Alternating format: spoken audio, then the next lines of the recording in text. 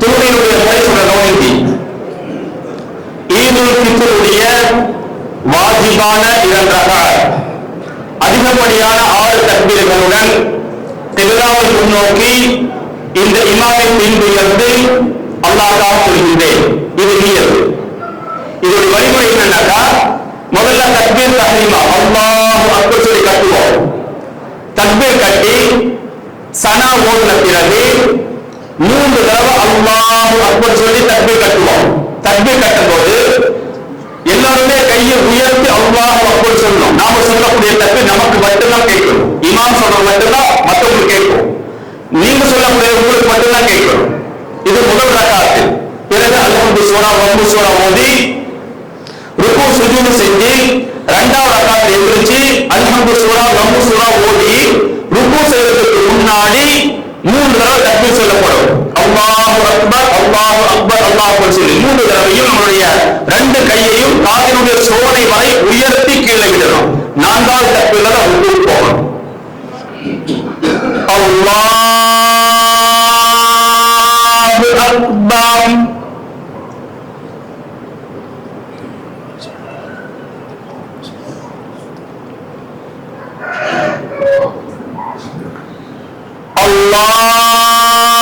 Allahu Akbar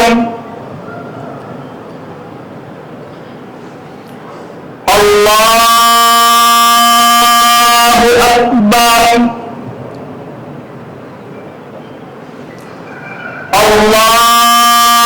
Allahu Akbar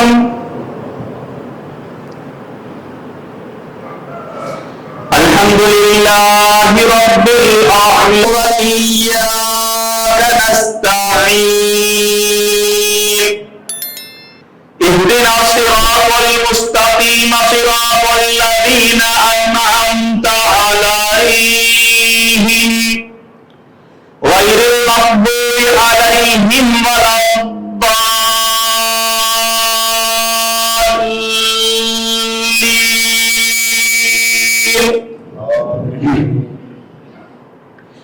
يا أيها الذين آمنوا اتقوا الله فلتنظر نفس ما قدمت لغد واتقوا الله أكبر الله أكبر لا إله إلا الله الله أكبر நம்மை சிரமப்படுத்தவில்லை. மார்க்கம் நம்மை சிரமப்படுத்தவில்லை. மார்க்கம் என்பது எளிதானது. அத்தீனு யுஸ்ருன்.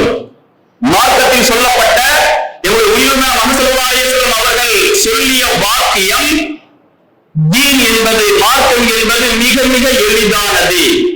நல்வாழ்த்துக்கள். அல்லாஹ் பொறுமையினால ஒரு மாத காலம் அல்லாஹ் நம்மை நோன்பு என்று சொல்லக்கூடிய ஒரு வளையத்திற்குள் அல்லாஹ் தாலா இருக்க வைத்து நம்மளுடைய மனதையும் நம்மளுடைய ஐம்புலன்களையும் கட்டுப்படுத்தி அல்லாஹ்வுக்காக வேண்டி நாங்கள் எதையும் இழக்க தயார். மரணத்திற்கு பின்பு வறுமை என்ற வாழ்வு, அந்த மறுமை வாழ்வில் நாங்கள் வெற்றி காண வேண்டும். எங்களுக்காக வேண்டி தயார் செய்யப்பட்ட, இறைவனால் தயார் செய்யப்பட்ட சொர்க்கத்தை நாங்கள் அடைய வேண்டும். ஒருவேளை நாங்கள் சின்ன பாவம் செய்வதாக இருந்தாலும் செய்துவிட்டாலும் அல்லாஹ் அந்த ஈமான் என்று சொல்லக்கூடிய அந்த கலிமாவினுடைய பரக்கத்தால், அதனுடைய பவரால் இன்ஷா அல்லாஹ் ஒரு நாள் அல்ல ஒரு நாள் சின்ன சின்ன பாவத்திற்கு சில தண்டனைகள் அனுபவித்த பிறகு ஒரு நாள் அல்ல ஒரு நாள் நிச்சயமாக ஈமான் கொண்டவர்கள் சொர்க்கம் பிரவேசிப்பார்கள். இது முதல் தரம். இரண்டாவது தக்வாவுடைய இரண்டாவது தரம், எதுவெல்லாம் இறைவன் தடுத்திருக்கின்றானோ அது அத்துணையுமே உலகத்தில் நாங்கள் தவிர்த்து கொள்வது.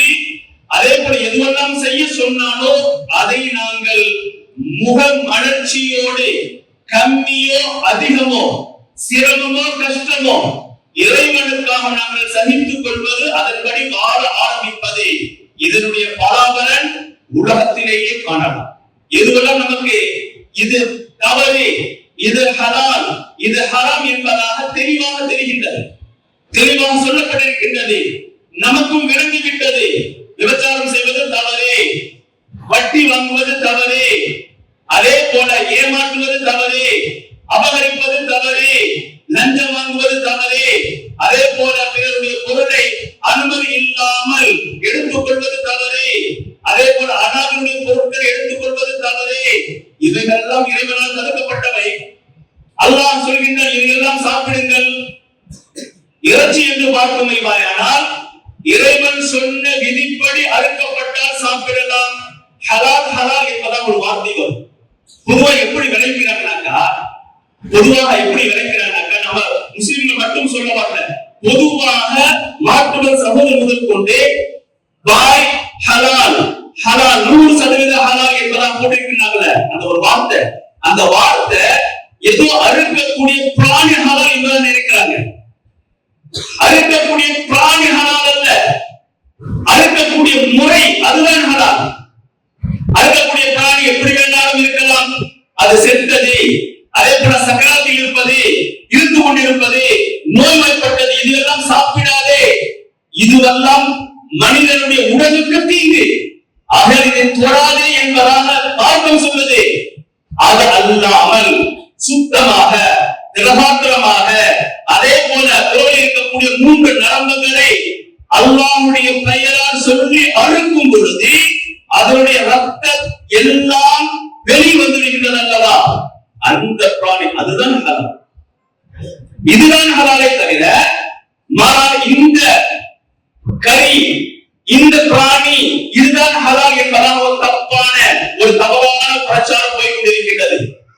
மற்ற சகோதரர்களுக்கும் சொல்லக்கூடிய ஒரு செய்தி என்னவென்றால், இதுதான் ஹலால் ஹலால் என்பதாக பாய் சொல்றாங்களே, பாய் வந்து ஹலால் தான் சாப்பிடுறாங்களே, அப்படின்னு ஒரு பிராணி இருக்குதா, அப்படின்னு ஒரு வகை இருக்குதா? அப்படி அல்ல. நாங்கள் சாப்பிடுவதற்கு என்பதாக சில பிராணிகளை எங்களுடைய இறைவன் எங்களுக்கு சொல்லியிருக்கின்றார். அதை தான் நாங்கள் வாங்கி திரமாத்திரமானது, செத்தது இல்லாமல், அதே போல நோய்வாய்ப்பட்டது இல்லாமல், அதனால் மனித உடலுக்கு பாதிப்பு இல்லாதது, அதனுடைய குரல் வழியில் இருக்கக்கூடிய 3 நரம்புகளை அல்லாஹ்வுடைய பெயரால் சொல்லி அறுக்கப்பட்டது. இப்ப நாம நினைக்கலாம், நீங்க அறுக்கிறீங்க, பாய் நீங்க அறுக்கிறீங்க, அது எவ்வளவு துடி துடிக்குது, எவ்வளவு துடி துடிக்குது. அதாவது அறிவியல் பூர்வமாக சொல்ல போனால், அறிவியல் ரீதியாக நிரூபணம் செய்யப்பட்டது, மூளைக்கு போகக்கூடிய நரம்பு கட்டாகிவிட்டால் அந்த பிராணிக்கு வலி தெரியவே தெரியாது. இதுதான் நிரசன உண்மையும் கூட. பார்ப்பதற்கு துடிப்பது போல தெரியும், ஆனால் அதற்கு வலி தெரியாது. வலி, அதாவது அறுப்பதற்கு கூட இஸ்லாம் எவ்வளவு உன்னதமான ஒரு மார்க்கம் என்று சொன்னால், பிராணியை நீங்கள் அறுத்து சாப்பிடுவது கூடும் தான், ஹலால் தான், முஸ்லிம்கள். ஆனால் அப்போது கூட அதற்கு வழி தெரியாமல் அறுத்து விடுங்கள். கூர்மையான கத்தியை கொண்டு அருங்கள். சும்மா படுகின்ற கூடாது. கூர்மையான கத்தியை கொண்டு அருங்கள். அறுத்தவுடன் அதனுடைய 3 நரம்புகள் கட்டாகும். மூளைக்கு போகக்கூடிய அந்த நரம்பு செயலிழந்து போகும். அதற்கு வழி தெரியாது. துளிப்பதெல்லாம் அதனுடைய ரத்தங்கள் நரம்பு மண்டலம் வழியாக எல்லாம் வெளியேறிவிடும். ஆகையால் தான் அந்த ரத்தம் கூட நஜீஸ், ரத்தம் கூட ஹராம் என்பதாக சொல்லப்பட்டிருக்கின்றது. ரத்தம் ஹராம். எதற்காக? எல்லா விதமான பாக்டீரியாக்களும் எல்லா விதமான அணுக்களும் அது கெட்டது, எல்லாம் அதிலிருந்து தான் வருகின்றது. அது மனிதன் சாப்பிட்டால் மனிதனுடைய உடலுக்கு தீங்கு. ஆகையால் ரத்தமும் ஹராம். இஸ்லாம் எல்லா விதத்திலையும், மார்க்கம் என்று சொன்னால் எல்லா விதத்திலும், சாப்பிடுவதிலிருந்து, வாழ்வியலிருந்து, அதே போல குடும்பங்களிலிருந்து எல்லா விதத்திலும் நமக்கு நேர்வழி காட்டக்கூடியதான் எங்களுடைய மார்க்கமாக இருக்கின்றது. அல்லாஹ் விரும்பினால் அப்படிப்பட்ட இந்த தீன் இஸ்லாத்தை ஏற்றிருக்கக்கூடிய நாம் இந்த ஒரு மாத காலம் அல்லாஹ்வுக்காக நாங்கள் பசித்திருக்கின்றோம் அல்லவா? பசித்திருந்து விட்டு இன்றைய தினம் இறைவனுடைய அல்லாஹ்வுடைய வெகுமதியை பெறுவதற்காக வந்திருக்கின்றோம். இன்றைய நாளுக்கு அல்லாஹ் தஆலாவிடத்திலே மஹ்ஷரிலே என்ன பெயர் என்றால் பரிசளிப்பு விழா. ஒரு மாத காலம் யாரெல்லாம் நோன்பு இருந்தார்களோ அவர்களுக்கு பரிசு. ஏதோ இன்னைக்கு மட்டும் வந்தோம்னா இன்னைக்கு மட்டும் என்னவோ அது கிடைக்கும். ஒரு நாள் கூலி அது கிடைக்கும். இல்லைன்னு சொல்றேன். இன்னைக்கு மட்டும் ஒருத்தர் வந்திருக்காரு, 29 நாள் 30 பள்ளி பக்கமே வரல, எட்டியே பார்க்கல, நோன்பு வைக்கல, யாரோ தொழுறாங்க, யாரோ தராவி ஓதுறாங்க, யாரோ குர்ஆன் ஓதுறாங்க. குர்ஆன் என்பது நமக்காக வேண்டி வழங்கப்பட்ட மிக உன்னதமான ஒரு வேதம், மிக உன்னதமான ஒரு வேதம். குர்ஆனை பற்றி நிறைய விஷயங்கள் பேசப்பட்டிருக்கு, கேள்விப்பட்டிருக்கோம். சொல்லப்போனால் உலகத்திலேயே அனுப்பப்பட்ட இறக்கப்பட்ட வேதங்களில் இன்று வரைக்கும் அனைவராலும் ஓதப்படக்கூடிய, இப்போ வரைக்கும் கோடிக்கணக்கான மக்களுடைய உள்ளங்களில் இருக்கக்கூடிய ஒரு வேதம் என்று பார்த்தால் திருக்குர்ஆன் மட்டும்தான். உலகத்தில் இருக்கக்கூடிய எல்லா மக்களிடத்திலேயும் அன்றாட ஏதோ ஒரு மாதத்துக்கு மட்டுமல்ல, இந்த ஒரு மாதத்தில் மிக மிக அதிகம், அவ்வளவுதான், மிக மிக அதிகம். ஆனால் அனுதினமும் காலை பொழுதிலிருந்து மாலை பொழுது வரைக்கும் எல்லா நேரங்களிலும் அல்லாஹ்வுடைய கலாம் ஓதப்பட்டு கொண்டே இருக்கின்றது. ஆகையால் குர்ஆனுக்கு தமிழாக்கம் வைத்தால் ஓதுதல் அர்த்தம். குர்ஆன்னா ஓதுதல், ஓதப்படக்கூடியது அர்த்தம். அல்லாஹ் தஆலா அவ்வளவு சிறப்பு வாய்ந்த தீன் இஸ்லாத்தை கொடுத்து, சன்மார்க்கத்தை கொடுத்து, அவரால் வழங்கப்பட்ட திருக்குர்ஆனை அல்லாஹ் நம்முடைய கையில் வழங்கி, இதை படித்து விளங்கி சிந்திச்சு தன்னை படைத்த ரப்பை வளர்ந்து அல்லாஹ் சொல்றான். நான் அதெல்லாம் வாங்கி வச்சுக்கிட்டோம், பத்திரம் வச்சிருக்கோம். இல்லைன்னு சொல்ல, வீட்டுல பத்திரமா இருக்குது, வீட்டோட இருக்குது, அலமாரில இருக்குது. அதே போல ஒரு புதுமணி ஒரு பெண் வந்தாக்கா பொக்கிஷ மாதிரி கொடுத்துறாங்க, முதல் அதை கொடுத்துறாங்க. அப்ப கொண்டு வச்சாதான் அந்த வீட்டுல ஏதாவது நோக்கான மட்டும்தான் எடுத்து, ஐயோ குர்ஆன் இருக்குது, ஏதாவது ஒரு யாசினாவது ஓதலாம், அது மட்டும்தான் பயன்படும். அல்லாஹ் காப்பாத்து இன்ஷாஅல்லாஹ். இனி இருக்கக்கூடிய காலங்களாவது அல்லாஹ் சொன்ன விதி பிரகாரம் நம்முடைய வாழ்க்கையை அமைத்துக் கொள்வோம். நம்ம என்ன விஷயம் சொல்லுவோம்னாக்கா, இன்றைய தினம் பரிசளிப்பு விழா என்பதாக பெயர். இந்த 30 நாட்கள் 29 நாட்கள் நாங்கள் அல்லாஹ்வோடு பசித்திருந்து வல்லவா, நம்மளால் இயன்றதோ தான தர்மங்கள் பிறர் உதவி செய்யும் என்ற எண்ணத்தோடு செய்வோம் அல்லவா, இரவு தொழுகை தொழுவோம் அல்லவா, அதே போல பிறரை அண்டி வாழ்ந்தோம் அல்லவா, உறவுகளை பேணி வாழ்ந்தோம் அல்லவா. இதற்கு அல்லாஹ் நமக்கு தரக்கூடிய வெகுமதி என்ன? ஒவ்வொரு அமலுக்கும் செயல்பாடுக்கும் ஒவ்வொரு சவாபுகள் நன்மைகள் சொல்லப்பட்டிருக்கின்ற ஸல்லல்லாஹு அலைஹி வஸல்லம் மூலமாக. தொழுதால் இந்த நன்மை, ஜகாத் கொடுத்தால் இந்த நன்மை, ஹஜ் செய்தால் இந்த நன்மை, பெரும்பாவம் எல்லாம் மன்னிக்கப்படும். அதே போல உறவுகளை அணைத்து வாழ்ந்தால் ஆயுள் நீளமாகும். இதுவெல்லாம் ஹதீஸில் வரக்கூடிய செய்திகள். ஆனால் நோன்புக்கு மட்டும் அல்லாஹ் சொல்லக்கூடிய வாக்குறுதி என்னன்னா, அதனுடைய என்ன சவாபோ அது நான் தரேன்.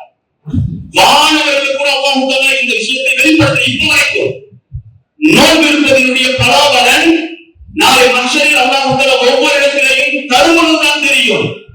அந்த விஷயத்தை அல்லாஹ் வானவர்களுக்கு கூட இன்னும் வெளிப்படுத்தல.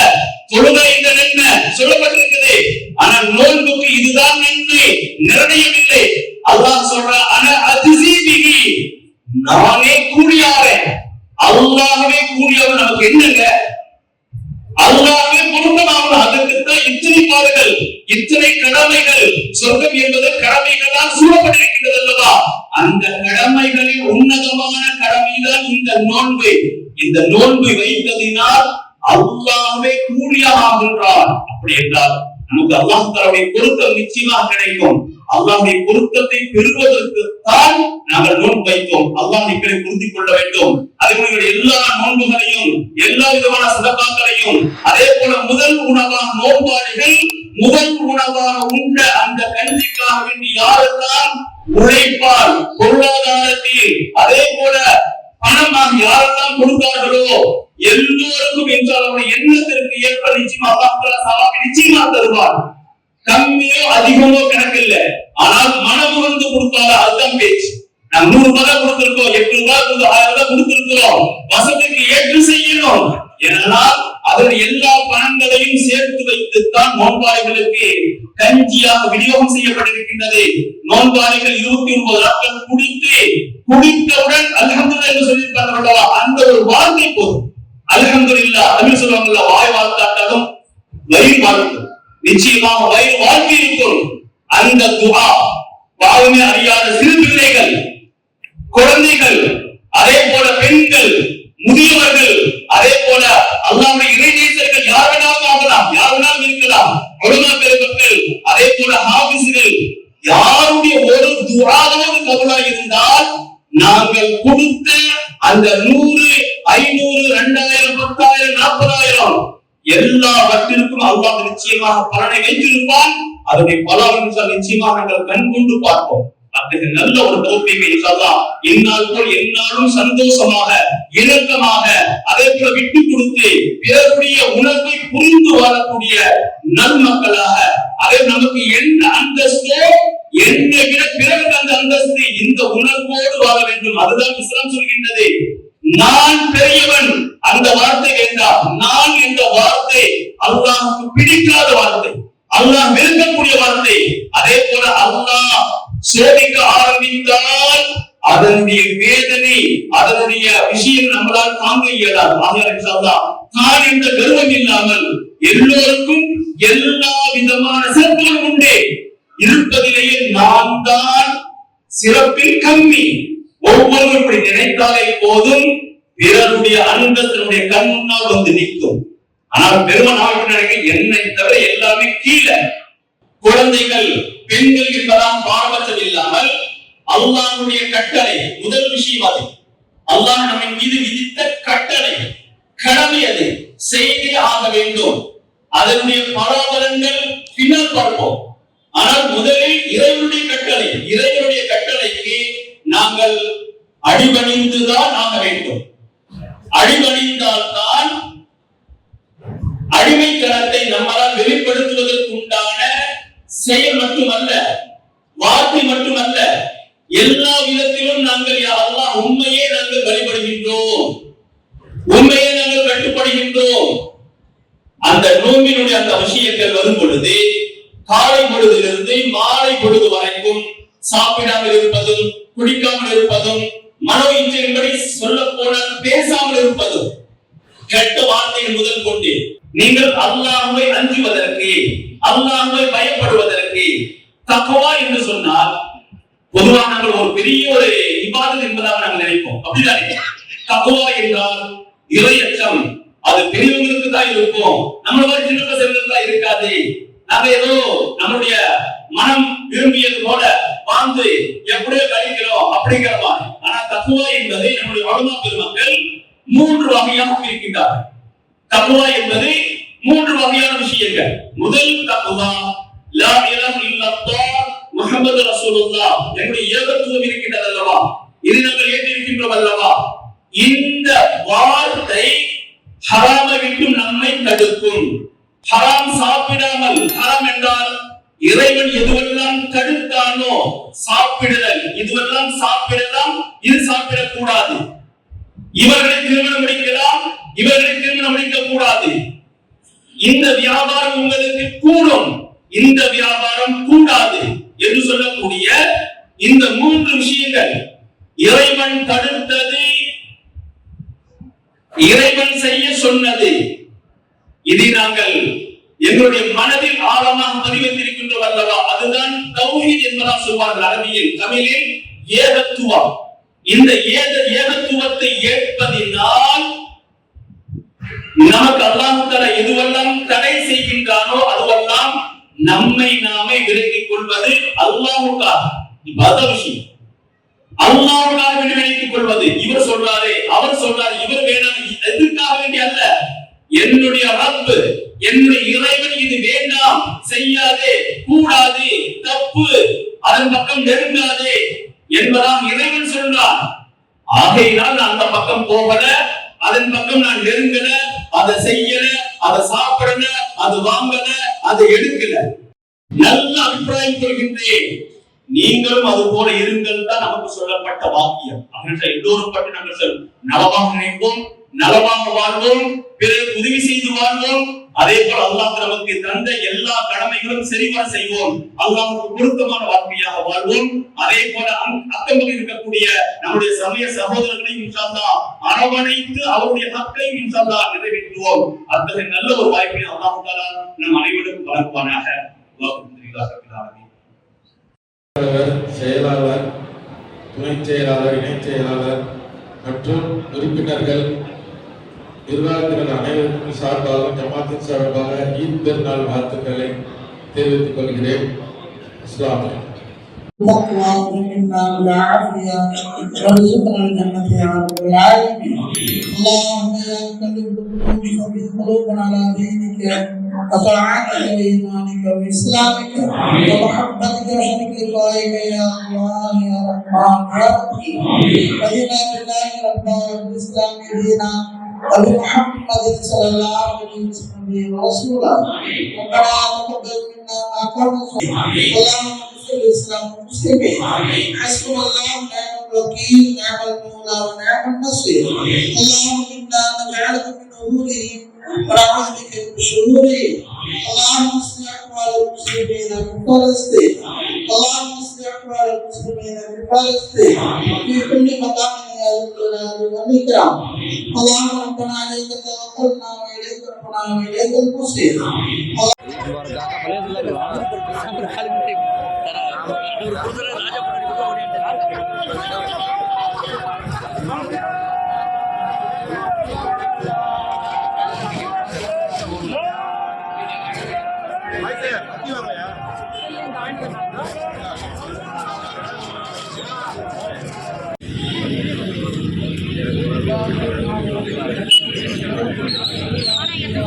ஆமீன்.